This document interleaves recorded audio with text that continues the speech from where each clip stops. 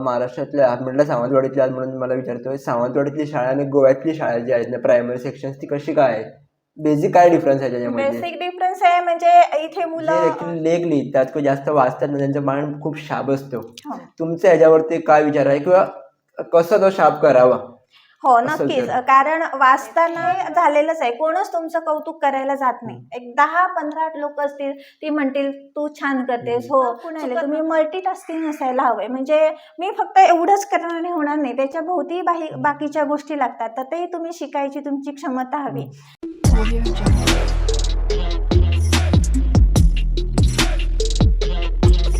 नमस्कार, तुमचं unique achiever show मध्ये खूप खूप स्वागत आहे.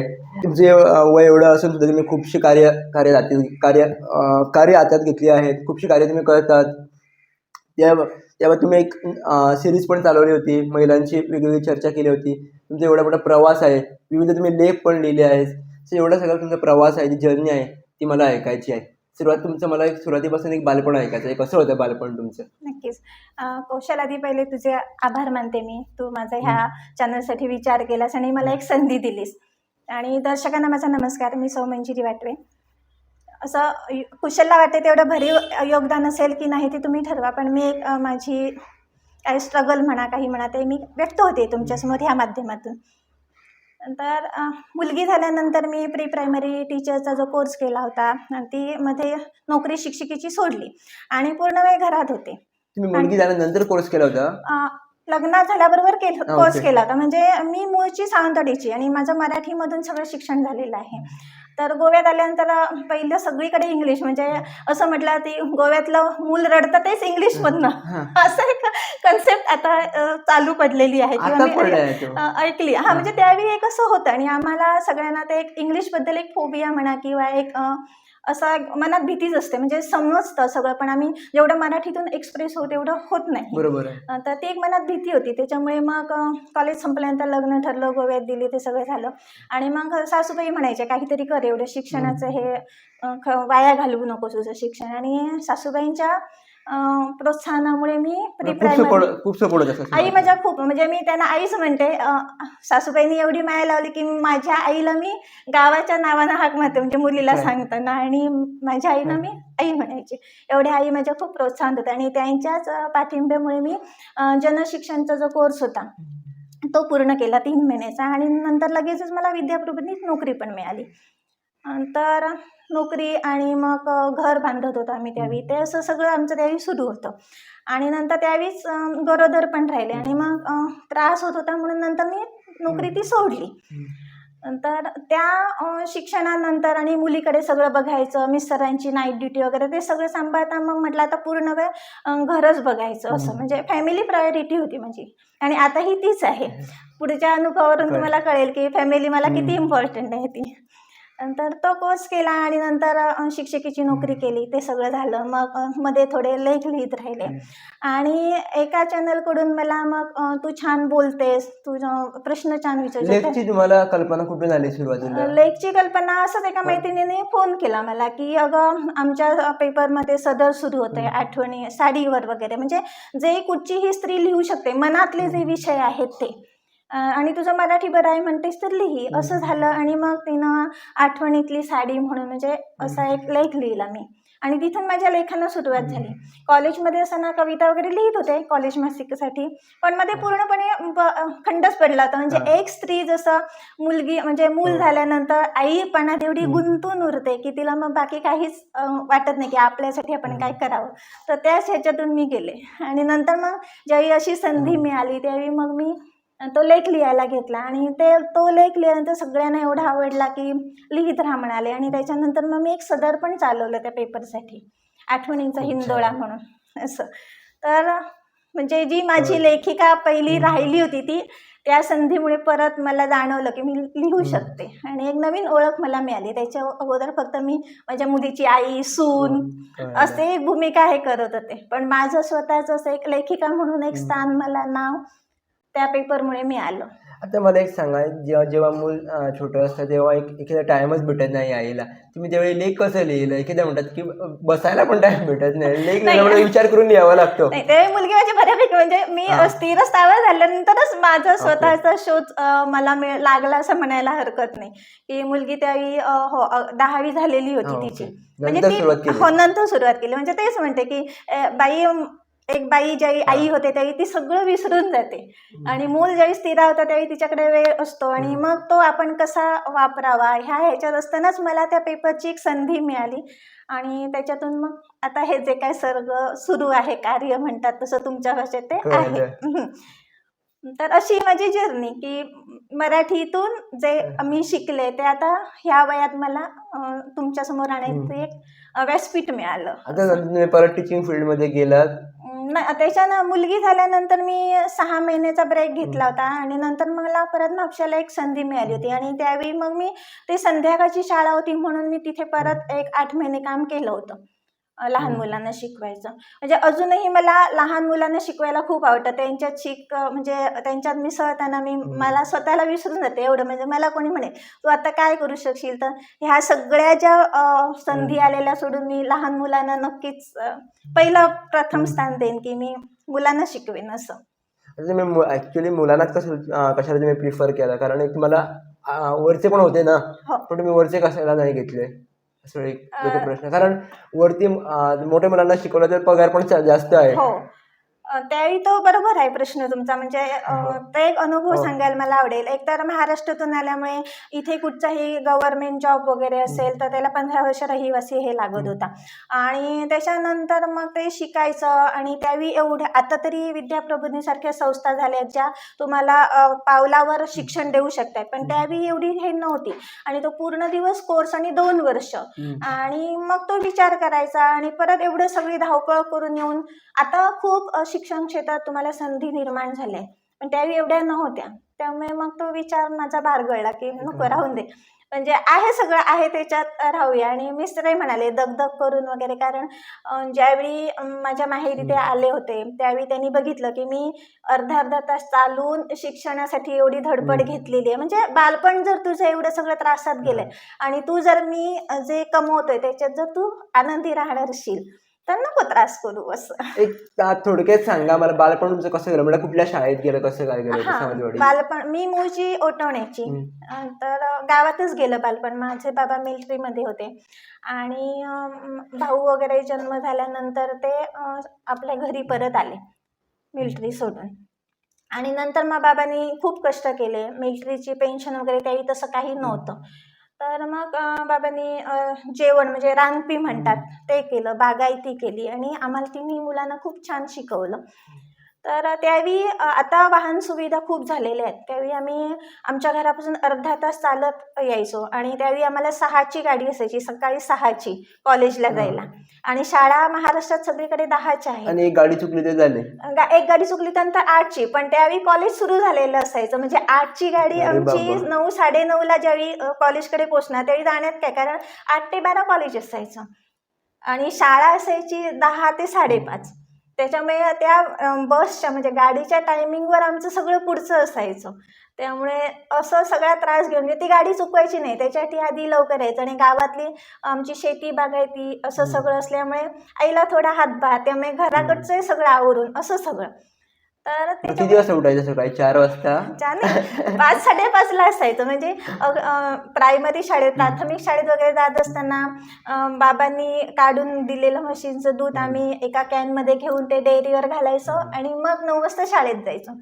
असे थोडक्यात म्हणजे बाबांना ती मदत होती. त्रास असं नाही की आपले बाबा आपल्यासाठी एवढं करतायत, तर आपल्याकडून होईल तेवढी हे करा, सहकार्य करा. आणि त्याच वाटेवर ती डेअरी पण होती ना, मग आपण 9 वाजता घराला निघणार होते, थोडी लवकर निघू असं म्हणून.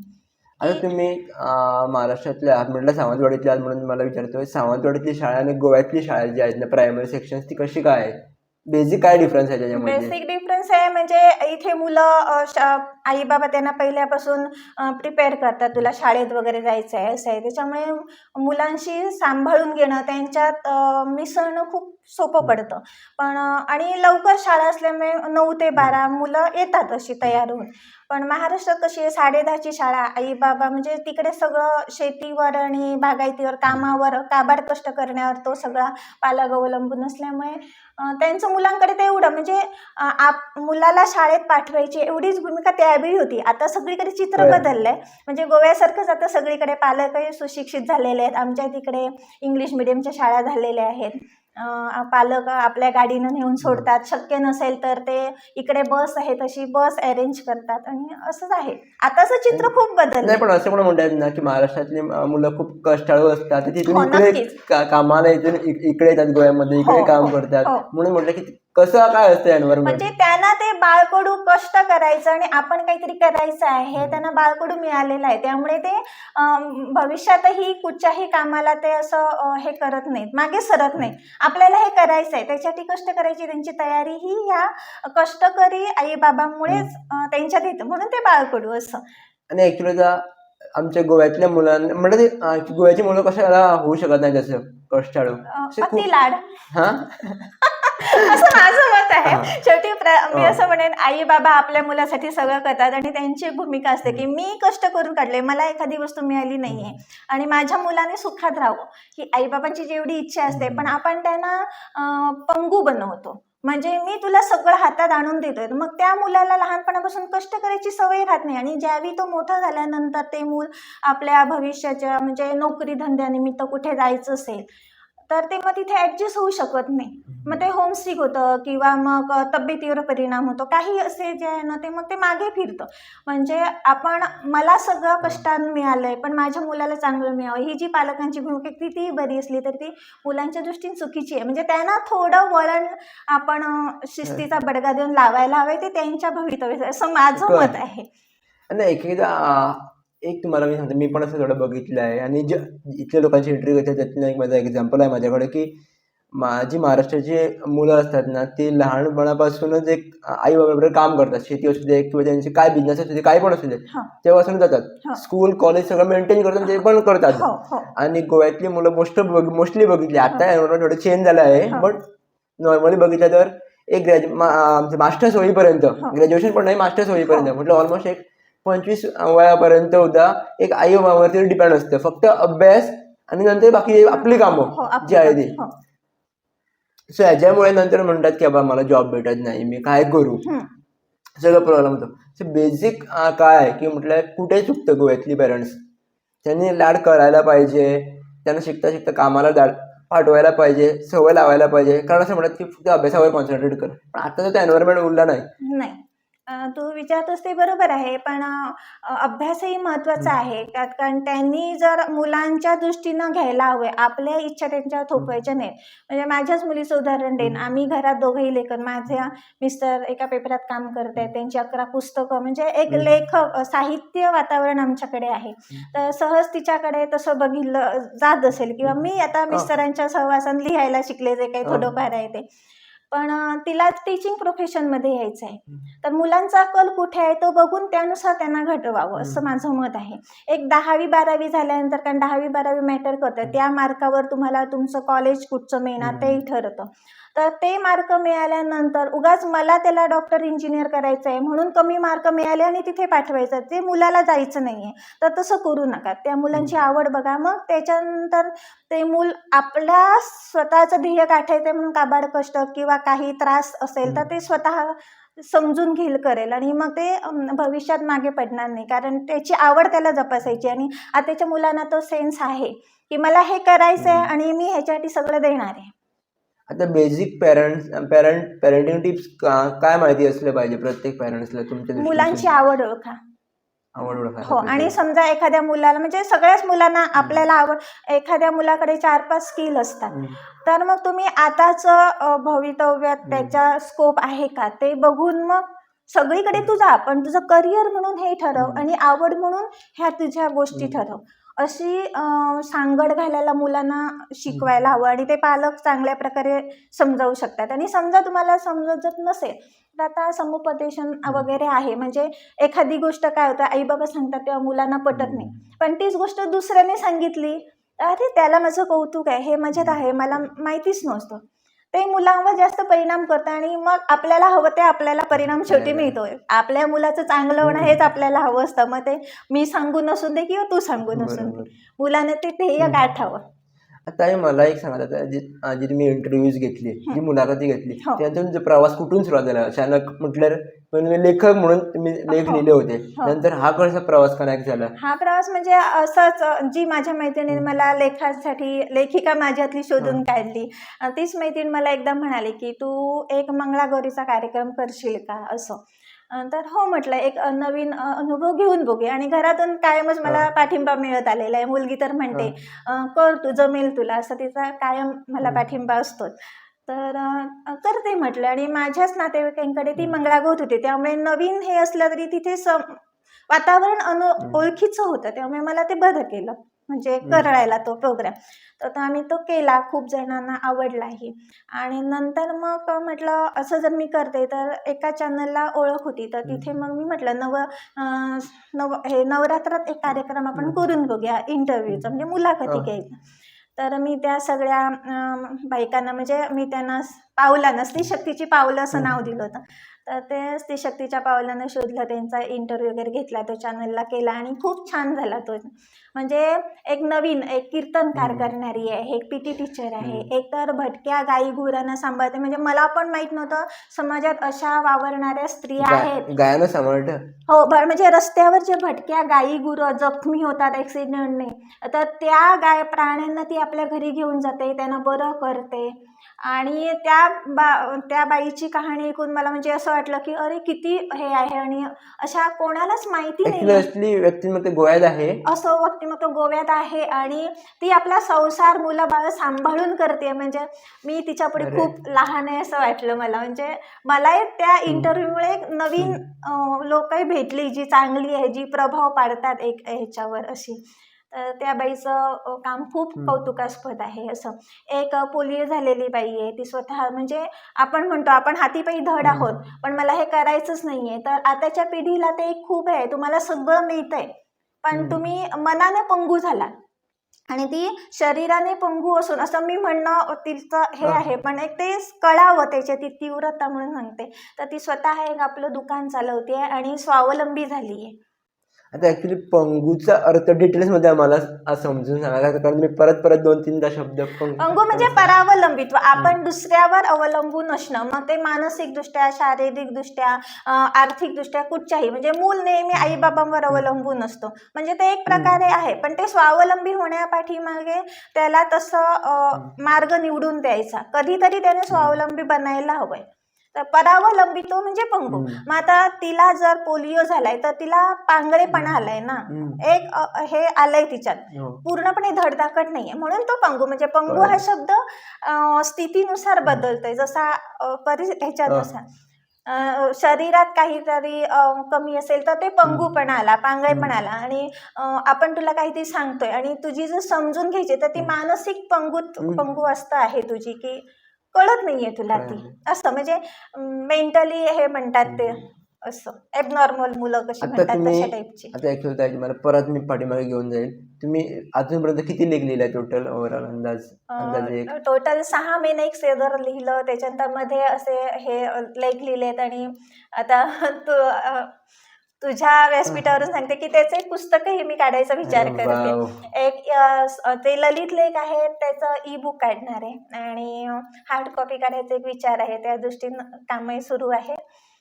ऍक्च्युली एक संगम सरांनी सांगितलं होतं की हार्ड कॉपी जी असते ना ती मनाकडे आम्ही सांभाळून ठेवू शकतो, आणि जी कॉपी असते ना ती फक्त एक असं काय ते कसं झालं, एक आमच्या डिजिटल मीडियाकडे वळण्याचा एक प्रकार झाला. म्हणून प्रत्येकाने एक हार्ड कॉपी आपली काढावी, की बघायला भेटते की माझी कॉपी आहे, आता धरून स्पर्श करू शकते. म्हणून आता एक तुम्हाला विचारायचा प्रश्न असा होता की तुम्ही ते एवढे लेख लिहिले, असे कुठला लेख होता जो तुम्हाला खूप त्रास झाला लिहिताना, पण हा लेख लिहू की नको, लिहिलं तर काय होणार याच्यावरती, असं काय कुठल्या याच्यावरती तुम्हाला चढ डोकावं लागावं लागलं? एक मी त्या रात्री काय घडले ही एक कथा लिहिली. म्हणजे कथा म्हणजे त्या सदरातलाच एक भाग होता. त्यावेळी असं ते लिहिताना म्हणजे ती मी कोणाच्या थ्रू ऐकली होती. म्हणजे आमच्या शेजारीच घडलेली ती गोष्ट होती. त्या पूर्ण घटनेत सामील होतो आणि बालपणीची ती आहे. म्हणजे 8वी-9वीत असताना ते घडलं होतं. पण एवढ्या वर्षानंतर सुद्धा ते लिहिताना अक्षरशः अंगावर काटा आला आणि ते आता सुद्धा घडतंय काय असं म्हणजे एवढं दचकायला झालं. आणि ते कसं लिहावं असं आणि तो एकच भाग लिहिला आणि तो सगळ्यांना एवढा आवडला की सगळ्यांनी सांगितलं नक्की त्या रात्री काय घडलं होतं, त्याचा उलगडा म्हणजे पुढे काय घडलं नंतर त्या प्रसंगातून ते सावरले, पण ते कशामुळे घडलं. तर प्रेक्षकांनी वाचकांनी एवढं घेतलं की नंतर मग त्याचा उलगडाही मी केला. अर्थात छोटीशी घटना होती, कल्पना विस्ताराने वाढवलेली, पण ती घटना लिहिताना म्हणजे असं दचकायला पण झालं, आत्ताच घडली का असं. तुम्ही जरा ती घटना सांगू शकता? मला ते इंटरेस्ट येतो की तर जाणून. माझ्या मते ते पुस्तकात देणार आहे, तुम्ही पुस्तकात वाचलं तर. आणि सांगण्यापेक्षा ज्यावेळी आपण वाचतो ना त्यावेळी एक वेगळा प्रभाव पडतो, म्हणजे आपण त्याच्यात गुंग होऊन ऐकतो. आता तुम्ही एक आई म्हणून तुम्हाला असं एक प्रश्न विचारतो की तुम्ही एक बघितलं असेल, आताच्या युवामध्ये एक वाचनाची स्किल खूप कमी होत चालली आहे. हा. एक डिजिटल मीडियामध्ये म्हणू शकता, म्हणजे काही पण कारण असू शकतात, हो. वेळ भेटत नाही, काही पण हो. कारण असू शकतात. ती स्किल कशी वाढवावी? कारण एखादा असं होतं की एक पॅराग्राफ पण वाचणं म्हणजे खूप कठीण होतं त्याचे. हो. आणि आता तुम्ही म्हटलं की पुस्तक काढणं, असे खूपशी लोक पुस्तक काढणं, तर पुस्तक वाचण्याचा प्रसंगच वेगळा. हो. आता मुलं एक पॅराग्राफ वाचायला कंटाळतात, हो. तर कसं इंटरेस्ट निर्माण करावा? ते डिजिटल ह्याच्यावर वाचताय तर ते त्यांना पहिलं कुठची त्यांची आवड जोपासायची. जसं आपण औषध घेतो, आपल्याला कडू औषध नको असतं, पण आपण ते तब्येतीसाठी घेतो. मग त्यासाठी आपण काय म्हणतो, हे तू औषध घे, मग तुला मी साखर देईन, गुळ देईन. तसंच मुलांना एक प्रलोभन थोड्या पुरतं, ते कायम ठेवायचं नाही की हे डिजिटल तू वाचतोय बाबा, हा लेख बरं आहे, आता सगळेजण व्हॉट्सअपवर आहेत तर त्याच्यात तो तुम्ही शेअर करायचा. आणि मग कधीतरी आपल्याला हार्ड कॉपी म्हणजे प्रिंट काढून आणून हे वाचलं असं तू डिजिटलवर मोबाईलवर, त्याच्यामुळे तुला त्रास होतो. पण ज्यावेळी तू पुस्तक म्हणजे खरं पुस्तक घेऊन हातात वाचतो, त्यावेळी समजा आता तू बाजूला बसणार आहे तर तिथे बुकमार्क टाकून तू जाऊ शकतोस. पण डिजिटलला वगैरे कसं आहे, परत तो मोबाईल चार्ज, रेडिएशन असं सगळं आहे, तर ते घातक आहे. तर असं त्यांना पटवून द्यायला हवं. पण असं सडनली जर आपण सांगितलं हे तुझ्यासाठी वाईट आहे आणि ते तू वाचू नको, तर मुलांना ते पटणार नाही. त्यांच्या कलानं घेऊन ती आवड आपण निर्माण करायला हवी आणि त्याच्यासाठी थोडे आपल्याला कष्टही घ्यायला हवे. आता एक थोडे याच्यावरती म्हणणार की मी ऑडिओमधून जास्त शिकतो, त्यांचं काय? ठीक आहे ना, ऑडिओमधून तू शिक, पण ते तू लिहून काढ मग. कारण असं म्हणतात की आपण आता मी 100% तुला सांगते, तुझ्या ते डोक्यात फिट झालेले आहेत सगळे पॉईंट आहेत, पण अर्ध्या तासानंतर तू त्याच्यातलं 80% विसरणार आहे आणि 20% ते तुझ्या डोक्यात एक 15-20 दिवस राहील. 15-20 दिवसानंतर ते 20% ही तुला आठवणार नाही. जेव्हा कधीतरी घटनेल तेव्हा तुला जस्ट वाटून जाईल हे मी ऐकलंय कुठेतरी, पण डिटेलमध्ये आठवणार नाहीये. आणि ते जर तुला आठवायला हवं तर लिहिण्याशिवाय पर्याय नाहीये. आणि मग त्यांना असं सांगायचं की ऑडिओ ऐकून तुला बरं वाटतं ना, ठीक आहे ऐकतो, आणि ऑडिओ तुझा ऐकून झाल्यानंतर तुला वाटलेले पॉईंट तू लिहून काढ. म्हणजे कधी तुला रेफरन्ससाठी म्हणजे अभ्यास करतानाही एक मुलांना टिप्स होऊ शकते. कळलं. आता माझ्या यावर सांगा, असं एक म्हटलं जातं, मला ॲक्च्युली माहिती नाही, जे ॲक्च्युली लेख लिहितात किंवा जास्त वाचतात ना त्यांचा माइंड खूप शार्प असतो. तुमच्या ह्याच्यावरती काय विचार आहे किंवा कसं तो शार्प करावा? हो नक्कीच. कारण वाचताना किंवा लेख लिहिताना आपण कान, डोळे, मन, हात असं 5ही ह्यांचा वापर करून लिहित असतो. म्हणजे एक गोष्ट आपण ती 5 वेळा करतोय असा एक हे अनुभव असतो. म्हणजे एक साधंसं उदाहरण, तुम्ही जर परीक्षेत लिहितात, माझ्याच मुलीला मी 10वीत असताना सांगितलं होतं की तू लिहून काढायचा 5 प्रश्नपत्रिका तू एका विषयाच्या सोडवते, तर प्रश्नपत्रिकेत रिपीट झालेलाच असणार प्रश्न, तर तो स्किप करायचा नाही, तो परत लिहून काढायचा आहे. ह्या पेपरमध्ये त्या पेपरमध्ये असून दे. लिहिण्यामुळे काय होतं का एखादा शब्द आपण विसरतो, पण हाताला ती सवय झालेली असते ना, तर पटकन आपण तो लिहून पुढे जातो. म्हणजे आपण थांबून राहत नाही तिथे. पाठांतर ज्यावेळी करतो त्यावेळी काय होतं, एखादा शब्द आपल्याला त्यावेळी आता भाषण देताना त्यावेळी सुचला नाही तर आपण तिथे थांबतो, कारण आपण ते बायहार्ट केलेलं असतं, पाठांतर केलं असतं. पण ज्यावेळी आपण स्वतः लिहितो, जर तुम्ही डिस्टर्ब करतो पाठांतर आणि काय म्हणतात त्याला मी एक पोपडपंची करणं, त्यात तुम्ही जरा डिफरन्स पटवून द्या, कारण थोडे लोक पोपडपंची करताना पेपरला विसरून जातात तो पॉईंट. हो, तोच मुद्दा मी हा. सांगत होते. तर तुम्ही ऐका लोकांचं, पण त्याच्यात स्वतःचे विचार मांडा आणि ते पॉईंट काढा. त्याच्यामुळे ते तुम्हाला उपयोगी पडतील. म्हणजे तुम्ही अडून राहणार. पाठांतर तुम्हाला तर समजा एक भाषण द्यायला जायचंय, काही द्यायचंय, आपण सगळ्यांचं मार्गदर्शन घेतो. कोणाचं सांगतो की आपल्याला लिहून दे, मला बाबा जमत नाही एवढं लिहायला, तुझी भाषा बरी आहे, आपण घ्यायची. कोणाचं जे चांगलं आहे ते घ्यायचंच आहे. पण मला जाऊन तिथे उभं राहून बोलायचंय, त्याही त्यानं लिहिले, कारण ते त्याचे शब्द आहेत, ते मला आठवणार नाहीये. मग त्यानं दिलेली गाईडलाईन घेऊन जर आपण आपले शब्द घालून त्याच्यात जर लिहून काढलं, तर ते ज्यावेळी आपण भाषण द्यायला जाऊ तेव्हा आपल्याला विसरायला नाही, कारण ते आपले शब्द असणार आहेत. हा, म्हणजे हाच आहे पाठांतर, हे पोपटपंची हा होईल. त्यानं दिलेलं जशाच्या तसं जर आपण जाऊन वाचलं तर ती पोपटपंच, कारण ते त्याचे शब्द आहे. पण जर आपण आपल्या मनातले शब्द तो आधार घेऊन, म्हणजे त्यानं आपल्याला गाईडलाईन दिली की असे असे शब्द यायला हवेत, अशी अशी वाक्यरचना हवी आहे, आपण ज्यावेळी ते लिहून काढू त्यावेळी आपल्याला ते फायद्याचं होईल. आता वाचनाची सुरुवात मुलाने कुठून करायला पाहिजे? कारण मी पण एक, मला वाटतं मी नंतर एक 9वी 10वी नंतरच कुठे सुरुवात केली असणार, त्याच्या अगोदर केलीच नाही. केली ती फक्त शाळेपुरतीच होती ती. ऍक्च्युली कुठून सुरुवात करायला पाहिजे आणि ऍक्च्युली कसं मुलांना पटवायला पाहिजे की बाबा वाचनाची गरज अशी आहे म्हणून? वाचना ज्यावेळी मूल वाचायला लागतं, शिकतं, त्यावेळीपासूनच सांगायला हवं असं माझं मत आहे. कारण बालपणात जे आपण शिकतो, वाचतो, ते पुढे आपल्याला कायम लक्षात राहतं. म्हणजे 10वी 12वी नंतर मी वाचणार आहे असं म्हटलं तर बाकी तुमची जडणघडण अशा वातावरणात होते की तुम्हाला ती वाचनाकडे मग हे काय नाही वाचायचं आहे असं वाटून जातं. तर मुलाला जर वाचनाची आवड लावायची असेल तर त्याला जेव्हा त्याला वाचायला येतं, म्हणजे वाक्य कळतात, हे पूर्ण वाक्य आहे, जेव्हा तो लिहायला लागतो त्यापासून त्या मुलाला लावावी सवय. आता ऍक्च्युली ताई खूपशी लोक ऐकतात सुद्धा, लोक म्हणणार मी, खूपशी लोक ऐकतात, वाचतात खूप गोष्टी, पण त्या आचरणात आणत नाही. माहिती असतं, जास्त बोलायचं नाही, जास्त बडबड करायची नाही लोकांसमोर, न्यू लोकांसमोर, सगळं माहिती असते काय करायचं, पण आचरणात आणत नाही. ते ऍक्च्युली आचरणात कसं आणावं? कारण आचरण आणणं ही वेगळी काय म्हणते कठीण गोष्ट आहे खूप. कसं आणावे? ते काय आहे, प्रत्येकाचा स्वभाव आहे. मी खूप बडबडणारी आहे, तू कमी बोलणार आहे, तर त्या स्वभावानुसार त्याच्यावर थोडाफार आपण बडबड नाही असं नाही, बडबड नाही, एक्झाम्पल दिलंय फक्त.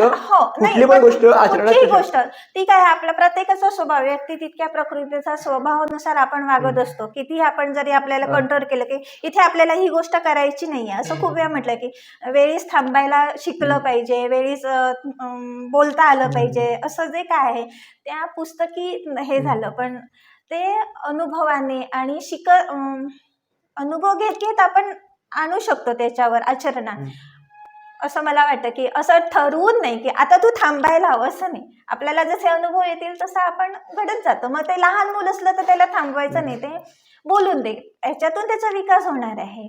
आणि त्याच्यातून समजा एखादं मुलं आपण नातेवाईक वगैरे किंवा पाहुणे आले तर आपण त्यांना सांगतो आता असं वागायचंय, असं येणार आहे.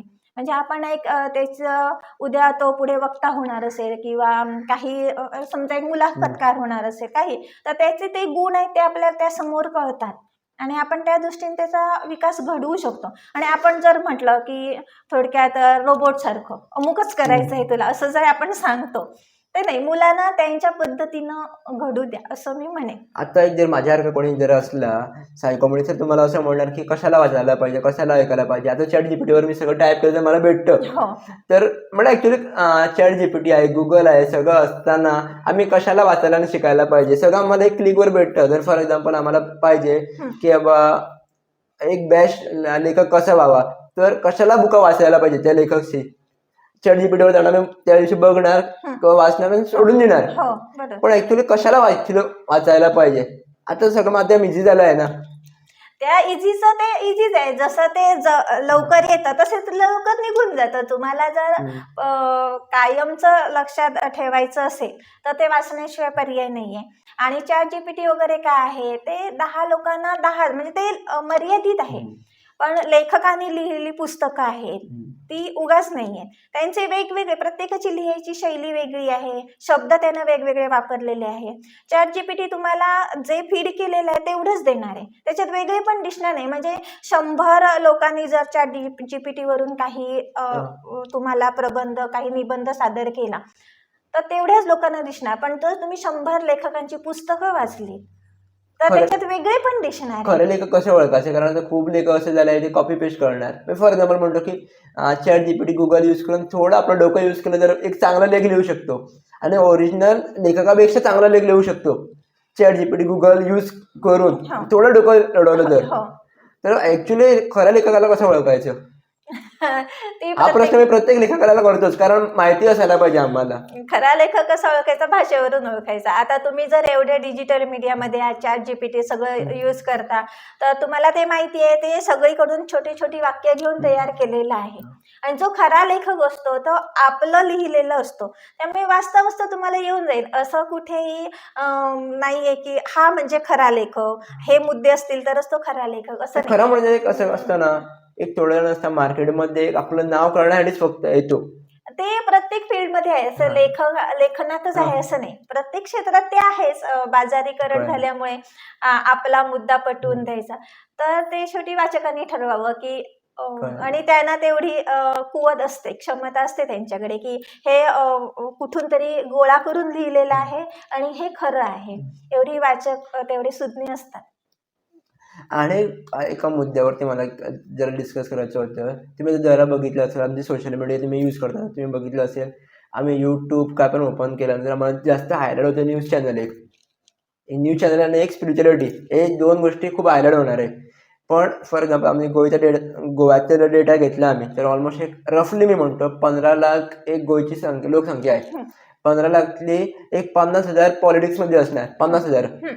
एक 50,000 कुठले एक बिझनेसमध्ये असणार, व एक ओव्हरऑल एक 3-4 लाख कुठेतरी असणार आपल्या आपल्या कामामध्ये. पण जे हायलाईट होतं ते फक्त पॉलिटिक्स आणि स्पिरिच्युअल. आणि त्याला हायलाईट करणारे मी ऍक्च्युली रॉंग म्हणत नाही त्यांना, पण त्यांना फक्त हायलाईट करतात न्यूज चॅनलवालेच. आणि याच्यामुळे काय होतं, आम्हाला दिवसभर त्यांना बघून बघून आम्हाला असं वाटतं की फक्त हेच लोक आहेत काय.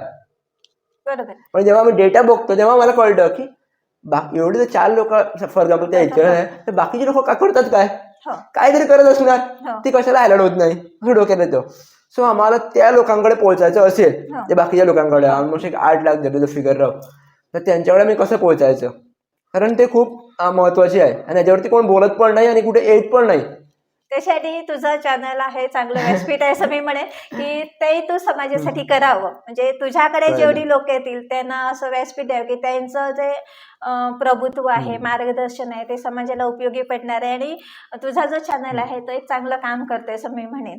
की अशा ज्या लपलेल्या गोष्टी आहेत ज्या समाजासमोर आल्या नाहीयेत, मग ते कुठच्याही क्षेत्रातही असतील. म्हणजे आता तू म्हटलंस तसं न्यूज चॅनलवरून वगैरे सगळं आपण राजकीयच ऐकतोय, पण बाकीही करणारे आहेत. पण त्यांना काय होतं, एक तर त्यांचा भिडस्त स्वभाव असतो, आपण एवढं मोठं काय करतोय असं त्यांना वाटतं. पण ज्यावेळी समोरचा आपल्याला सांगतो की तुझ्यात काहीतरी आहे जे लोकांना समजायला हवंय, त्यावेळी त्यांना वाटतं आणि ते विचार करतात आपण असं करूया का, होईल का आपल्याकडून. हे एक जो त्यांच्या मनात भीती असते, ते तुझ्यासारखे चॅनलवाले आहेत ते त्यांना शोधून काढतील आणि नक्कीच येतील. ऍक्च्युली माझ्या चॅनलचे बोलण्याआधी मला मी सांगितलं नव्हतं, कारण म्हणजे तुझ्यासारखे चॅनल आणि भरपूरही असतील. आता मला तू समोर उदाहरण आहे म्हणून मी म्हटलं, बाकीचे चॅनल असतील. नाही असं कशाला म्हटलं माहिती आहे तुम्हाला, एक असं असतं की तुम्हाला फॉर एक्झाम्पल एक न्यूज आहे, तुम्हाला ती परत परत परत न्यूज बघून लोकांना पण सवय होते की न्यूजच बघावं आणि काय नाहीच जगामध्ये असं होतं, आणि फक्त न्यूजवाले तेच हायलाईट करतात, बाकी गोष्टी करतच नाही. म्हणून म्हणतो की बाकीच्या पण गोष्टी हायलाईट झाल्या पाहिजे ना. आता मध्ये एका चॅनलवर ऐकलं होतं, म्हणजे न्यूज चॅनलवरच मी, प्राण्यांशी, म्हणजे ती एक आहे जोशी म्हणून कोणतरी, ती ना मांजरांशी बोलते. हो, हा वेगळा, म्हणजे मी मुद्दाम सगळ्यांना पाठवला तो. हे वेगळं आहे, म्हणजे न्यूज चॅनल फक्त न्यूजच दाखवतात असं नाही, असे वेगळे एपिसोडही ते करतात, फक्त त्यांच्यापर्यंत ते पोचायला हवं. कधी हायलाईट होत नाही मे बी असे, म्हणजे त्यांच्यापर्यंत ते पोचत नाही की असंही आहे. जेव्हा त्यांना कोणतरी सांगेल की असं असं स्किल आहे, ते यायला हवंय, तेव्हा ते जातातच त्यांच्यापर्यंत, पोचतातच. आणखी असं विचारेल, तुम्हाला अजूनपर्यंत तुमच्या जीवनात असं कुठला एक क्षण वाटला जो खूप कठीण आहे, हा कधी क्षण जाणार, असं कुठला क्षण असं वाटलाय तो खूप त्रास तुम्हाला झाला त्या क्षणामध्ये, असं कुठला क्षण होता तिथून तुम्ही कधीतरी शिकलं ती कधी आम्हाला शेअर करा, कारण जर तसा प्रसंग आमच्याकडे आला तर आम्ही तिथून लगेच बाहेर पडू.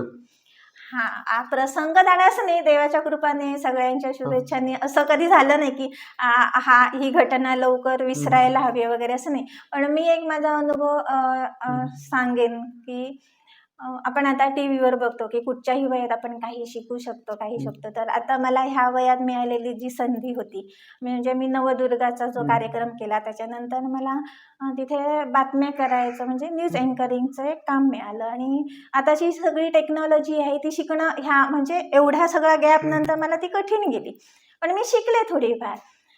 पण तो अनुभव माझा खूप चांगला होता. पण आताच्या मुलांना किंवा कुणाला तुम्ही मल्टीटास्किंग नसायला हवंय. म्हणजे मी फक्त एवढंच करण्याने होणार नाही, त्याच्या भोवती बाकीच्या गोष्टी लागतात. तर ते तुम्ही शिकायची तुमची क्षमता हवी आणि तुमची प्रायोरिटी ठरवता आली पाहिजे. तर आता हा एक काम करत असताना मला वेळेचं बंधन ते मला हे नाही, कारण माझी फॅमिली प्रायोरिटी आहे. जसं मी पहिले म्हटलं होतं की माझी फॅमिली प्रायोरिटी आहे, हे तुम्हाला नंतरच्या तर मग मी तिथे थांबले. म्हणजे ह्या टाईममध्ये बसत असेल तर ठीक आहे, पण त्यावेळी मी जे माझ्या स्टेटसला वगैरे ठेवत होते अशी अशी मी जाते म्हणून, तेव्हा खूप लोक मला असं म्हणायचे, आता आणि हे कशाला करते, ह्या वयात तर आराम करायचा. म्हणजे आता असं कोण धडपडायला जात नाही, कशाला करते असंही आपल्याला मागे खेचणारी लोक होती थोडी. हे आणि कशाला करते, आता काय वय आहे का किंवा काय असं. तर आपल्याला टी व्हीत दाखवतात कुठच्याही वयात आपण काही करू शकतो. तर करू शकतो, आपल्यात ती क्षमता असेल तर. पण त्याच्याही बरोबर आपल्याला तशी परिस्थिती असावी लागते. म्हणजे आपण म्हणतो अमुक सिरियलमध्ये ती बाई आहे, ती ह्या वयात असं करून एवढी मोठी झाली, ती शेवटी सिरियल आहे. मग मला घरात सगळं सकारात्मक वातावरण असल्यामुळे मला त्याचं हे झालं आणि माझी प्रायोरिटी फॅमिली असल्यामुळे मी डिप्रेशनमध्ये गेले नाही. पण हीच समजा बाई जर अशी लोक तिला बोलली होती, तिनं तसा विचार केलास तर मला असे मागे खेचणारे होते. म्हणजे मी त्यांच्या दृष्टीने काय करू शकत नव्हते. आणि मला आता अशी परिस्थिती आली की मी आता परत घरी बसले, म्हणजे माझ्याकडे आता काहीच नाही. म्हणजे त्या लोकांनी सांगितलं होतं तेच खरं झालं. तर त्यांनी तसा विचार करू नये असं मला वाटतं. ते एक तुम्हाला संधी होती, तुमच्यातला सुप्त गुण एक समजला तुम्हाला, तर त्याच्यात आनंदी राहावं. त्याच्यावर सांगायचं तुमच्यावरच असं नाही, गोव्यात खूपशा लोकांबरोबर असं होतं की एकतर खाली खेचतात, नाही तर समजतं कोण काहीतरी चांगलं आणि वेगळं करत असेल ना, त्याला चांगलं पण बोलत नाही, वाईट पण बोलत नाही, न्यूट्रल राहतात. तर न्यूट्रल राहिल्यामुळे त्या माणसाला त्रास होतो, झालं काय मी चांगलं करतो की वाईट करतो ते समजत नाही. हो. सो अशा क्षणी काय करावं ऍक्च्युली, आणि अलर्ट कसं राहावं आपण? ज्यावेळी न्यूट्रल लोक असतात त्यावेळी आपण मी करते ते चांगलंच असं म्हणावं सहज. कारण लोकांचा जर खूप विचार करायला गेलं तर 100 लोक 100 वाक्य बोलणार आहे आणि मग आपण त्यांचा विचार म्हणजे जास्त ते निगेटिव्हच येणार आहेत. हे झालेलंच आहे. कोणच तुमचं कौतुक करायला जात नाही. एक 10-15 लोक असतील, ती म्हणतील तू छान करतेस, हो चुकत माकत काशीना शिकशील. पण बाकीची लोक आहेत ती कशाला जाते, हे तुला जमणारच नाही असं म्हणणारी आहे. त्यामुळे लोकांचा विचार करून का, उलट मी तर म्हणे न्यूट्रल राहतात ती अधिक बरे आहे. आपण आपलं जे ठरवलंय ते करू शकतो, आपला आत्मविश्वास कमी होणार नाही आणि म्हणून न्यूट्रल लोक असावी असं माझं म्हणणं आहे. आता एक असं एक कॉमन प्रश्न, जसं की प्रत्येकाच्या लाईफमध्ये इन्स्पिरेशन असतो. तुमच्या लाईफमध्ये इन्स्पिरेशन कोण आणि कोण होता, कसं काय आहे इन्स्पिरेशन? प्रत्येकाच्या लाईफमध्ये असतोच. माझ्या सासूबाई. कशासाठी त्यांच्या, मला ऍक्च्युली कशासाठी इन्स्पिरेशन? एक रिझन काय, मेन रिझन असं, कोर रिझन काय? कोर रिझन म्हणजे सगळ्याच दृष्टीत आई माझ्या होराभूषण होत्या. म्हणजे आता कोरोनाच्या ह्याच्यात त्या नाही झाली, पण आई खूप सगळ्यांसाठीच आहेत. म्हणजे आईनी अक्षरशः बाईची सून म्हटल्यानंतर कुठेही आम्हाला जो मान मिळायचा काय एवढं आईनी कमवलं होतं असंच म्हणेन मी.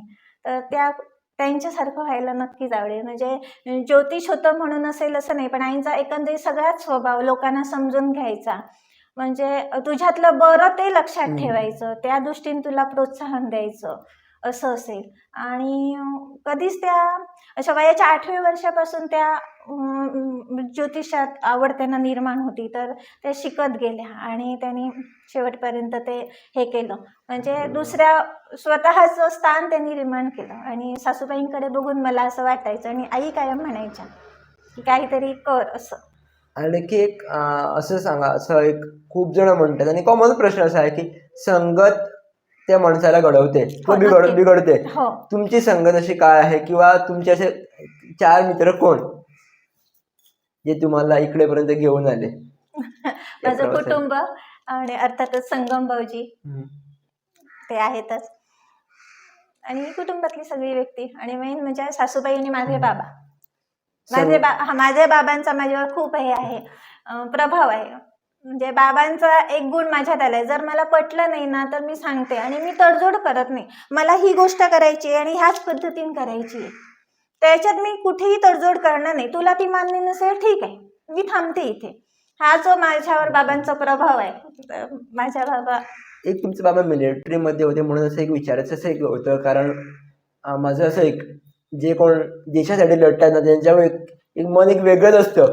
सो बाबा, तुमच्या बाबाबद्दल थोड्या गोष्टी आणखी सांगा.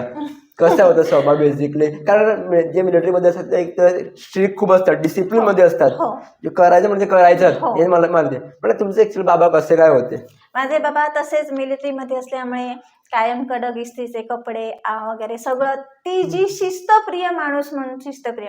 पण बाबांचा तो एक गुण आहे की ती गोष्ट आपण सोडली की ती सोडली, मग त्याच्यात परत गुंतून उरायचं नाही. म्हणजे बाबांनी ज्यावेळी मिलिटरी सोडून यायचा निर्णय घेतला त्याच्यानंतर ती शिस्त त्यांनी ठेवली, पण तसंच राहायचं आहे, हे करायचं नाही असं नाही. मग त्यांनी रानप्याचं जे काम सुरू केलं होतं, जेवण करायचं, तिथे तर माहितीच असेल म्हणजे वेश कसा असतो काय, म्हणजे ते टोटली चेंज झाले. पण त्यांनी कधीही आपल्या पूर्ण आयुष्यात खंत बाळगली नाही की मी असा होतो आणि माझ्यावर ही परिस्थिती आली आणि हे मी असं निराशाने स्वीकारलंय, असं नाही. जे आलं त्यांच्या समोर ते आनंदाने स्वीकारत गेले, आणि तेच बाळकडून न सांगता त्यांनी आमच्यावर संस्कार केले की सिच्युएशन वाज ऑलवेज चेंज जायत राहतं. हा, म्हणजे कसलीही परिस्थिती आली तरी तुमचं तत्व मात्र तुम्ही बिघडवू नको, म्हणजे ढळू देऊ नको. तुम्ही ते ठरवलंय ते या तत्वाला मुरड घालू नको. पण बरोबर ती परिस्थिती नसेल आपल्याला तर निराश होऊ नका. म्हणजे जे आहे ते आनंदाने स्वीकारा. हे त्यांनी आम्हाला कसं असं समोर बसून शिकवलं नाही, आपल्या बोलण्यातून त्यांनी असं दाखवलं की असं तुम्ही व्हायला हवे. कधी म्हणजे आताच आम्हीच पालक मुलांशी बोलतो, तुला असं व्हायचंय, अशी गोष्ट घडली, अशा गप्पा गोष्टी कधीच नव्हत्या. ऍक्च्युली संगम सर पण तत्वावरती खूप बोलले होते. ऍक्च्युली तत्व आम्ही रुजून कसं घ्यायचं, स्पेशली मुलांनी, याच्यावरती थोडं सांगा. आणि तत्व एक खूप मला वाटतं की मेन पार्ट आहे, मेन स्तंभ आहे. एक स्तंभ तत्व असणार, ते कसं टिकून राहतं, कारण तत्वावरती टिकून राहणं खूप कठीण आहे आणि लोक पण टिकून देत नाही राहता. तू राहिला तर तुला ते लोक सोडून जातात एकतर, नाही तर तुला तत्व सोडावं लागेल. तत्वाकडे कसं आम्ही जुळून राहायचं, स्पेशली युथाने, कारण युथांकडे असं असतं की बाबा मला फ्रेंड्स पण पाहिजे, मेंटेन पण करायला पाहिजे, कॉलेजमध्ये असल्यामुळे काम पण बघायला पाहिजे, सगळं करायला पाहिजे, आणि तत्व कसं आम्ही जपणार त्यावेळी? होईल तेवढं जपायचा प्रयत्न नक्कीच करायचा. आणि ज्यावेळी जर आपल्याला समजत असेल की ह्याच्यात आपल्या तत्वाला मुरड घालावी लागते, तर तुम्ही ठरवायचं आपल्याला तत्व जपायचं आहे की हा थोड्या वेळापुरताचा आनंद घ्यायचा आहे. आणि ती तुमची मानसिक अवस्था तुम्हाला त्या निर्णय घ्यायला योग्य ठरेल. म्हणजे असं नसतं काय तर असं ठरवलं आणि ह्याच्यातून तू बाहेर पड, इथे तुला थांबायचं आहे, अशी कुठची गाईडलाईन नसते. ती शेवटी निर्णय आपणच घ्यायचा असतो. पण तू तुझ्या स्वभावानुसार, तुझ्या जडणघडणीनुसार त्याच्यातून मार्ग नक्कीच काढतो. म्हणजे तत्व जर ते झाड आहे, शेवटी त्याला जसं खतपाणी मिळणार तसं ते मोठं होत जाणार आहे. मग त्या ह्याच्याभोवती तुला जशी संगत मिळेल तसं तुझा स्वभाव होणार आहे आणि त्याच्यानुसार तू निर्णय घेणार आहे. खतव कशी घालायची, कुठली घालायची? म्हणजे अर्थातच तुझा मित्रपरिवार असेल, घरातलं वातावरण असेल, म्हणजे मूल साधारण शाळेत जाईपर्यंत आईबाबांच्या सान्निध्यात असतं, त्यामुळे ते दोघंच त्याच्यावर, किंवा कुटुंबाच्या सान्निध्यात. आता मी न्यूक्लिअर फॅमिलीमुळे आई बाबा म्हणते, पण एकत्र कुटुंब असेल तर आजी आजोबा काका काकू अशा सगळ्या नातेवाईकांवर अवलंबून असतं. पण ज्यावेळी ते शाळेत जातं त्यावेळी ते पूर्ण समाजाशी हळूहळू एक मिसळत जातं आणि त्याच्यावर परिणाम करणारे खूप घटक असतात. मग त्यावेळी मुलाला स्वतःचा हे समजे बरं वाईट कळेपर्यंत नातेवाईकांचा, कुटुंबाचा मोठा सहभाग आहे की आपली ही मूल्य आहेत आणि ती आपल्या मुलात दिसतात, तर ती त्यांनी सांभाळायला हवी. म्हणजे तिथे त्याला सांगायला हवं प्रेमानं, समजुतीनं. वेळ पडला ऐकत नसेल तर थोडा धाक दाखवून, आणि ती एकदा त्या तत्वाची मुळं घट्ट झाली की मग पूर्ण भविष्यात प्रश्नच नाही. बरोबर आहे. आता एक असं एक सांगा जे मी प्रत्येक व्हिडिओमध्ये युथांना कनेक्ट करतोच, कारण मी युथ आहे म्हणून स्पेशली युथला कनेक्ट करणं म्हणजे मला ती शिकून घ्यायला पाहिजे बरं. म्हणून कनेक्ट करतो. अशी कुठली जी एक माहिती आहे किंवा अशी कुठली नॉलेज काय पण असेल जे एका युथाला माहिती असल्याच पाहिजे, त्याने ते रुजून घेतलेच पाहिजे, कुठल्या पण युथाचे कुठल्या पण फील्डमध्ये असू दे, काय पण करू दे, पण युथ म्हणून त्याने घेतलेच पाहिजे. थोड्यांनी मला सांगितलं की एक सत्यावरती चाललंच पाहिजे आणि सत्यावरती नेहमी चढणं हे पॉसिबलच नाही, नाही. कारण या समाजात गांधीजी होणं म्हणजे महामूर्ख हो. आहे. हा पण नाही होऊ शकतो, पण त्याच्यातून तू काही साध्य करू शकणार नाहीये, हो. असं आहे. प्रगती करायची असेल तर थोडी गांधीगिरी सोडली हो. पाहिजे, ते बरोबर आहे. मला असं वाटतं की शिस्त, वेळेचा योग्य उपयोग करून तुम्हाला घडवणं, म्हणजे आताच्या मुलांचा डिजिटल मीडियामुळे असेल किंवा कशामुळे असेल, मोबाईलवर जास्त होतं, त्या रेडिएशनमुळे तुमची तब्येत खालावते. म्हणतात तसं आमच्या मराठीत म्हण आहे, सर सलामत पगडी पचास. तुम्ही काय म्हणता, आत्ता मला हे करायचं आहे, पण त्याचा तुम्हाला हळूहळू परिणाम होतो आणि मग तुमच्याकडे पगड्या पशा असतील पण तुमचं डोकंच नसेल तर. त्याच्यामुळे तुम्ही युथनी शिस्त लावणं गरजेचं आहे. ह्या वेळेत मला हे करणं आणि त्याच्याबरोबर मी तब्येतीकडे लक्ष देणार आहे. म्हणजे तुम्ही म्हणता रात्र जागता, त्याच्यामुळे मग पुढे डायजेशनचा प्रॉब्लेम होतो, झोप पूर्ण होत नाही, मग फ्रेशनेस जातो, मग जिमला जा. हे सगळे त्या एका गोष्टीमुळे येतात. मग तुम्ही ठरवून घ्या की मोबाईल मी एवढाच वेळ वापरणार आहे, कारण मोबाईल आता वापरणं गरजेचं आहे. जर तुम्ही मोबाईलपासून दूर जाल तर तुम्ही सगळ्यापासून दूर जाल, ते बरोबर आहे. पण तुम्ही ठरवून घ्या की मला अमुक एक गोष्ट करायची आहे आणि त्या गोष्टीसाठी मी अमुक वेळ देणार आहे आणि त्याच्याबरोबर तब्येती हे युथनी आताच्या ठरवणं गरजेचं आहे. तुम्ही आता मोबाईलवरती म्हटलं, आता माझे मित्र मला म्हणणार तुझ्यात पॉडकास्ट असताना 1-1 तासचे किंवा मला सवय लावून दिली मोबाईलची. नाही, ते तुम्ही तुमच्या वेळेनुसार बघा ना. मी कुठे म्हणते तुम्हाला 1 तास बघा, तुम्हाला आता 15 मिनिटं वेळ आहे, 15 मिनिटं बघा, तो पॉज करून ठेवा, नंतर तुम्ही बघू शकताय. आणि बेसिकली मी पण असं सहज म्हणतो, ते आमचे डिस्कशन असू दे किंवा कोणाचे पण डिस्कशन असू दे, जे मोठे व्हिडिओज असतात ना, ते मोस्टली जर आम्ही ऐकलं आपले काम करता तर पण ते इफेक्टिव्ह होऊ शकतो. हो, तुम्ही आता ह्याला बसमधून प्रवास करणारे आहात किंवा एरवीचा वेळ आहे, तिथे तुम्ही ते ऐकू शकता. काही लोक वॉकिंगला जात असतात. आता जास्त तो युथ कॉलेजला येत असताना फ्री लेक्चर असेल, नुसत्याच गप्पा टप्पा कॅन्टीनमध्ये जाऊन बसणं, असंच फिरणं, त्याच्यापेक्षा असं काहीतरी माहितीपूर्ण आहे का, म्हणजे तुम्हाला ठरवू शकताय. फक्त तुम्हाला ते करायचं नसतं. आताच्या युथला सगळं कळतं, फक्त ते आचरणात आणत नाहीत, असं मी म्हणेन. आता प्रत्येक खूप पिढी आताची हुशार आहे, त्यांना सगळं माहिती आहे, म्हणजे 2 पावलं पुढे जायची, फक्त त्यांना ते मॅनेज करता यायला हवंय. आता ताई, प्रत्येक जेव्हा कोणी पण असू दे, युथ असतो, जेव्हा यंग असतो तेव्हा त्यांचे मित्र खूप असतात. तुमचे त्यावेळी मित्र कसे होते, त्यांचा थोडा एक्सपिरियन्स सांगा, मित्रांचा एक्सपिरियन्स तुमच्या. अर्थातच मित्रांचा खूप छान होत्या. म्हणजे अजूनही माझ्या मैत्रिणी माझ्या ह्याच्यात संपर्कात आहेत आणि काही चुकलं तर त्या हक्कानं सांगतात तेवढं, अशी आमची मैत्री होती. म्हणजे एखादी गोष्ट आताचं तुम्ही कसं म्हणता युथ आताच्या पिढीचं, त्याला बरं वाटायला हवं, त्याला हे मी सांगितलं म्हणजे गोड बोलेपणा एक आलेला आहे. पण आमच्या वेळीच्या मैत्रीत तो मैत्रिणींना अधिकार होता की हे चुकले तर चुकले, आणि अशी मैत्री एकतरी तुमच्या आयुष्यात असा एक मित्र मैत्रीण कोणतरी हवी की तू चुकतेस तर ती सांगणारी आणि तुम्ही तेवढं ते आनंदाने स्वीकारणार. म्हणजे मैत्रीच्या हक्काने ती सांगते तर माझ्यात ते नक्कीच काहीतरी चुकलं असेल, मला त्याच्यात सुधारणा करायला हवी. तर मी म्हणेन आरसा आहे, आपण आरशात स्वतःला ज्यावेळी बघतो त्यावेळी आपल्याला कळतं, तसंच मैत्री आहे. आणि तशी एक तरी मैत्रीण मित्र कोणतरी तुम्हाला आरसा हवा. आणि एक तुमचा अनुभव एक कॉलेज मधला फ्रेंड्स बरोबर कॉलेजमधला किंवा खूप स्कूल आहेत. मधला. खूप आहेत. हेच आता म्हणायचं झालं तर मी परत त्याच गोष्टी, मला आता संधी मिळाली होती न्यूज अँकरिंगची, तेव्हा मी म्हटलं होतं अगं, म्हणजे मी एकदा मुलगी झाल्यानंतर मध्ये खूप वेळ म्हणजे असं घरी होते, तर माझ्याच एका नातेवाईकांना म्हटलं होतं आपण एका चॅनलला जाऊन इंटरव्ह्यू देऊन देऊया, तिथे बातम्या द्यायच्या. तर तिथे मी गेल्यानंतर मला म्हटलं होतं नाही, तुझा न्यूजसाठी आवाज एवढा प्रभावी वाटत नाही आहे. तर त्या मैत्रिणीला माहिती होतं, तर मी तिला म्हटलं अगं परत अशी संधी आली, काय करू. तर म्हणाली जाऊन तर बघ. बरं, म्हणजे तिथे त्यांनी असं म्हटलं असेल, आता कदाचित वेगळं राहील आणि आता टेक्नॉलॉजी एवढी वाढली की आवाजाचं पण व्हेरिएशन आणता येतं. म्हणजे त्या मैत्रिणीने अजूनही मला तेवढं हक्काने सांगणं की जा तू पुढे, तसं असतं म्हटलं त्यावेळी तो अनुभव आलाय, कशाला जातेस असं. तर असे मैत्रीण माझ्याकडे आहेत. आता तुम्ही म्हटलं की आता जेवढं दिसत नाही मैत्री, आता फक्त गोड बोल असतात. हो. तर आता ती तशी मैत्रीण कशी जपवायची, कशी शोधायची? कारण शो- खूप गरजेचं आहे. अम, तशी म- असली अशी कोणतरी असलं पाहिजे. कुठचीच गोष्ट ना अशी शोधून मिळत नाही.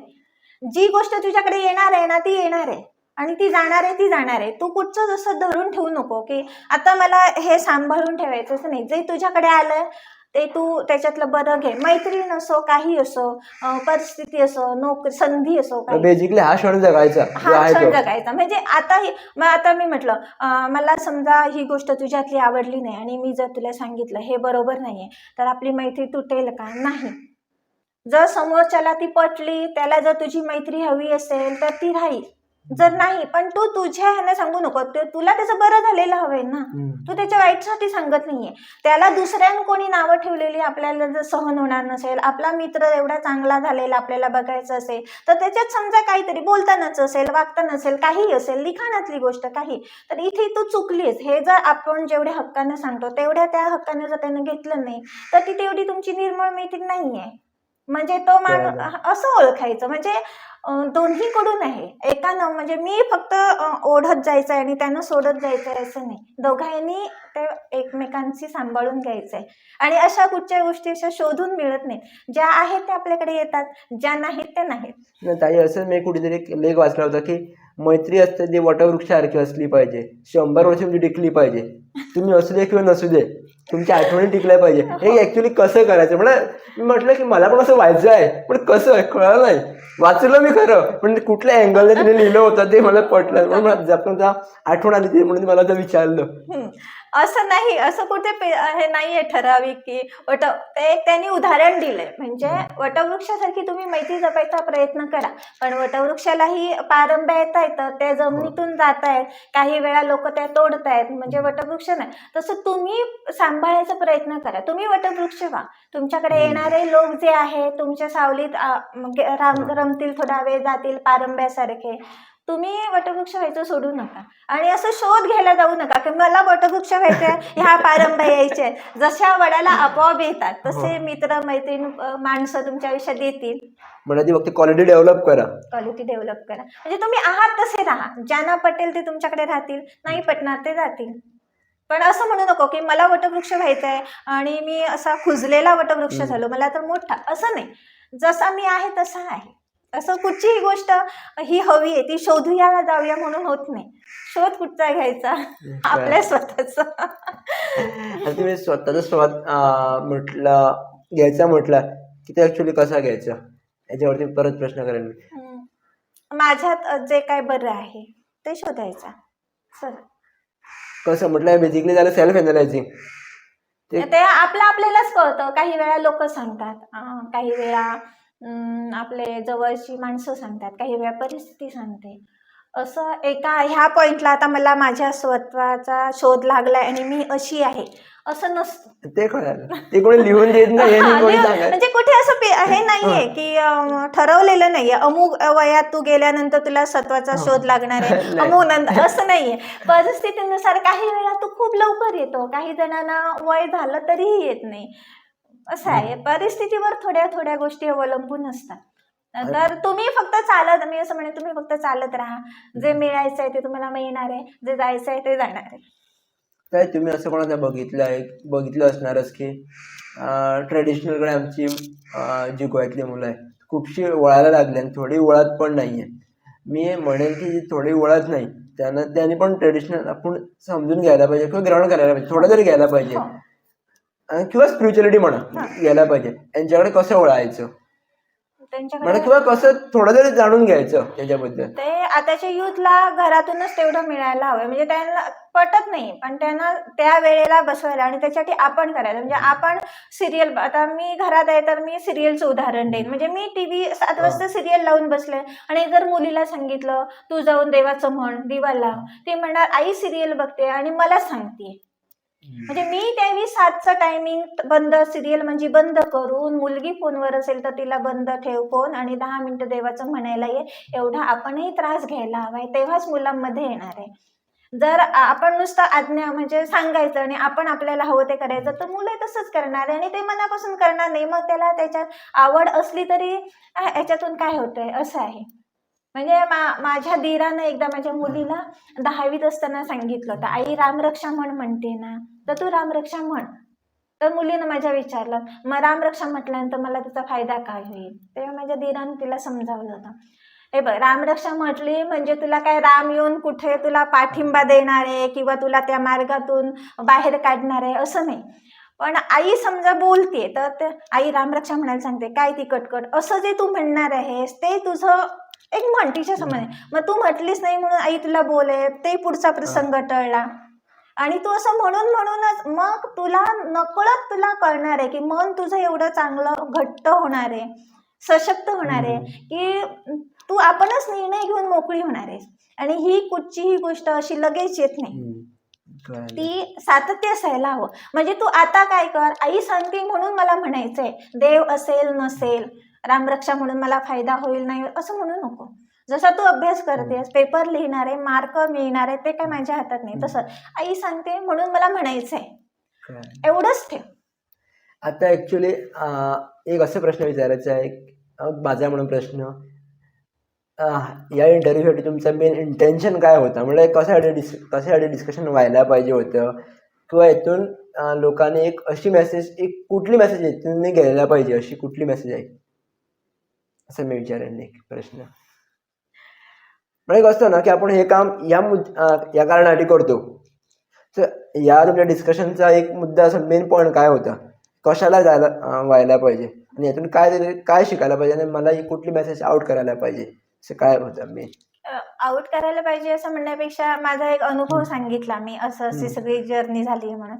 तर त्याच्यातून कुठच्याही वयात तुम्हाला संधी येते ती तुम्ही स्वीकारा आणि त्याच्यात आनंद घ्या. समजा ती पुढे तुम्हाला कंटिन्यू ठेवता आली नाही, समजा ती पुढे तुम्हाला कंटिन्यू करता आली नाही, तर ठीक आहे, ती तेवढ्या वेळापुरती मला होती, मला त्याच्यातून काहीतरी शिकता आलं असं म्हणे. पण तुम्ही शिकत राहा. म्हणजे आता माझं वय झालंय किंवा असं काही नाही, कुठच्याही वयात तुम्हाला काहीही करता येऊ शकतं आणि त्यावेळी तुम्हाला जे तुमच्यातले क्षमता जी आहे ती दाखवायची संधी मिळते, तर ती तुम्ही नक्कीच घ्या, पुढे व्हा आणि आनंदी राहा. मॅडम, मी शिकलो ते मला सांगता, या डिस्कशन शिकलो की तो क्षण जगा, त्या क्षणात जे येतं ते घेऊन चला. तसं तो क्षण प्रत्येकाने घेतला तर प्रत्येक माणूस पुढे जाईल नक्कीच. ओव्हरऑल एक शेवटचा प्रश्न माझ्याकडनं तुम्हाला, कॅज्युअल डिस्कशन आणि फॉर्मल इंटरव्ह्यू मी दोन्ही बघितले असेल. कॅज्युअल डिस्कशन जे तुम्हाला पण मी प्रश्न कुठलाच सांगितले आणि मला पण प्रश्न माहिती नसते, ही कॅज्युअल इंटरव्ह्यू. थोड्या ना काय म्हणतात, कॅज्युअल घेतात पण ते दाखवण्यासाठी, ऍक्च्युअल कॅज्युअल नसतात. आणि आम्ही जी घेतली कॅज्युअल आणि फॉर्मल असतात, तुम्हाला बेसिक काय डिफरन्स जाणवतो याच्यात, आणि याची कॅज्युअल इंटरव्ह्यूची कशाला गरज आहे किंवा डिस्कशनची का गरज आहे? डिस्कशनची गरज आहे म्हणजे आपल्याला ते प्रश्न माहीत नसल्यामुळे आपण मनमोकळेपणाने एक वेळ बोलू शकतो, जरी दडपण आलं. म्हणजे मला सुरुवातीला येताना असं वाटतं, प्रश्न माहीत असते तर मी जरा प्रिपेअर झाले असते, म्हणजे काय बोलायचं आहे काय बोलायचं नाही असं ठरलं असतं. पण आणि आपलं ते वेळेत पूर्ण झालं असतं. कदाचित डिस्कशन मध्ये कसं होतं, वेळेचं भान राहत नाही आणि म्हणजे दोन्ही गरजेचं आहे, डिस्कशनही गरजेचं आहे आणि ठरवूनही हे केलं, दोन्ही गरजेचं आहे. ज्यावेळी तू वेळ पाळायची असेल, तुला समजा अर्ध्या तासाचं हे करायचं आहे, तर तू 2-3च प्रश्न ठरवून काढ आणि त्याच्यावरच बोल म्हण. पण ज्यावेळी डिस्कशन करतो त्यावेळी ज्या अशा गप्पा होतात त्या वेळेचं हे सुटतं त्यावेळी आपलं. तर तू ठरव कुठच्या ह्याच्यात आपण डिस्कशन करणार आहोत आणि समोरचा जो कम्फर्टेबल असेल त्या दृष्टीनं कर. म्हणजे काही वेळा डिस्कशनही खूप प्रभावी असतात आणि काही वेळा ठरवून पॉइंट दिलेलेही लोकांना तेवढंच हवं असतं. एखाद्याकडून तेवढंच आपल्याला ऐकायचं आहे. आता तू एवढा सगळा अनुभवी असल्यामुळे तुला कळेल की ह्या व्यक्तीकडून मला काय द्यायचंय लोकांना संदेश, तर तेवढंच ठरव आणि तेच आहे का. तर मला तर हे डिस्कशन आवडलं, कारण शेवटी घरगुती ह्याच्यात झाल्यात त्या, पण बाकीच्या ह्याच्यात कधी कधी ठरवून दिलेलंही बरं पडेल. आता माझं असं असतं की आम्ही दोन्ही करतो. एक कॅज्युअल इंटरव्ह्यू म्हणजे काय, एक फक्त आम्ही डिस्कशन हा. त्या समोरच्या व्यक्तीला त्याला मन व्यक्त करता देणे, हा. आणि दुसरं असतं डिस्कशन. हा. डिस्कशनमुळे काय असतं, प्रश्न ठरवले जातात हा. अगोदरच, हा. तिकडे आम्ही बोलतो, डिस्कस करतो. हा. हे दोन्ही पाहिजे तुम्ही हा. सांगितल्याप्रमाणे.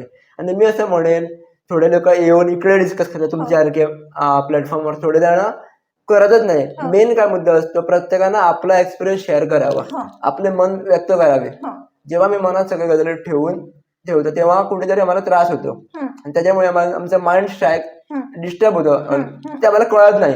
जेव्हा आम्ही म्हणतात ना, कोण मित्र नाही आम्हाला, कोणाला शेअर करू, तर आज का आपल्याकडे प्लॅटफॉर्म असं आहे ना, प्रत्येकाकडे कॅमेरा आहे, फोन आहे, तिकडे रेकॉर्ड करून शेअर करू शकतो. सो माझे काही जर प्रश्न चुकले असेल तर मला क्षमा करा. आणि एक तुम्हाला सांगतो मी, कॅमेरामुळे म्हणत नाही, सुरुवातीलाच मी गडबडलो, कारण माझी मराठी थोडी वीक आहे. एकदा फ्लोवर गेलो की नंतर माझी चालू होते गाडी. त्यासाठी मला क्षमा करा, आणि थँक्यू सो मच. तुम्ही तुमचा एक्सपिरियन्स शेअर केल्यामुळे खूप खूप धन्यवाद. मी पण धन्यवाद देते. आणि तुझे इंटरव्ह्यू खूप छान होत आहेत. एक संगम सरांचा ऐकलाय मी, आताच जॉईन झाली आहे तुला, त्याच्यामुळे 2च इंटरव्ह्यू ऐकले आहेत, आणि एक तर स्वामींचा ऐकलाय. पण तुझ्या स्किल आहे, म्हणजे लोकांना बोलतं करायचं स्किल आहे, तर असंच तुझ्या पुढच्या वाटचालीसाठी मी शुभेच्छा देते, आणि सर्वांना धन्यवाद.